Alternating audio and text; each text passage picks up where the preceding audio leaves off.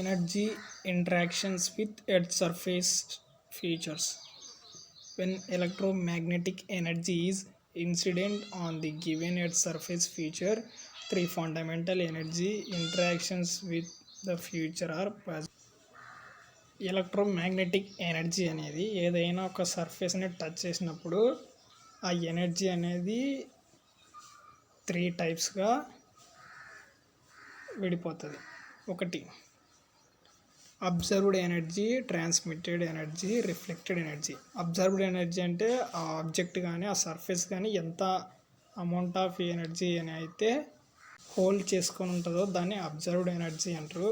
Transmitted energy అంటే ఆ surface కానీ లేదా ఆబ్జెక్ట్ కానీ ఎంత అమౌంట్ ఆఫ్ ఎనర్జీని దానికి గుండా పోనిస్తుందో దాన్ని ట్రాన్స్మిటెడ్ ఎనర్జీ అంటారు. అది వెళ్ళిపోతూ ఉంటుంది దాంట్లో. నెక్స్ట్ రిఫ్లెక్టెడ్ ఎనర్జీ అంటే ఆ ఎర్త్ సర్ఫేస్ అనేది టచ్ చేసి మళ్ళీ అట్మాస్ఫియర్లోకి వస్తుంది.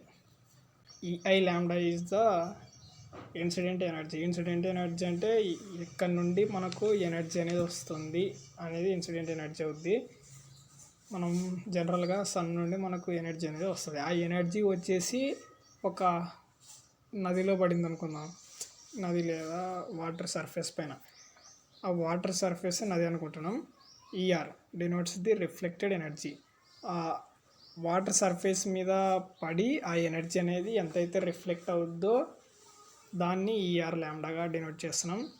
Next absorbed energy. ఆ వాటర్ సర్ఫేస్ ఎంతైతే ఎనర్జీని అబ్జర్వ్ చేసుకుంటుందో ఆ ఎనర్జీని ఈఏ ల్యాండాగా డినోట్ చేస్తున్నాం.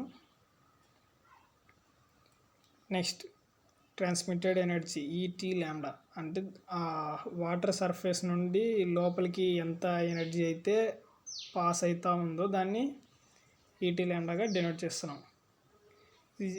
This is not only for water bodies, this is applied for any objects. అంటే ఎనర్జీ అనేది వస్తుంది, వచ్చింది ఏమవుద్ది, దానిలో నుండి కొద్దిగా పాస్ అయ్యి బయటికి వెళ్ళిపోద్ది. నెక్స్ట్ దాంట్లోనే కొద్దిగా ఉండిపోద్ది, ఇంకా మిగిలింది ఆ సర్ఫేస్కి టచ్ అయ్యి వెనక్కి వచ్చేస్తుంది.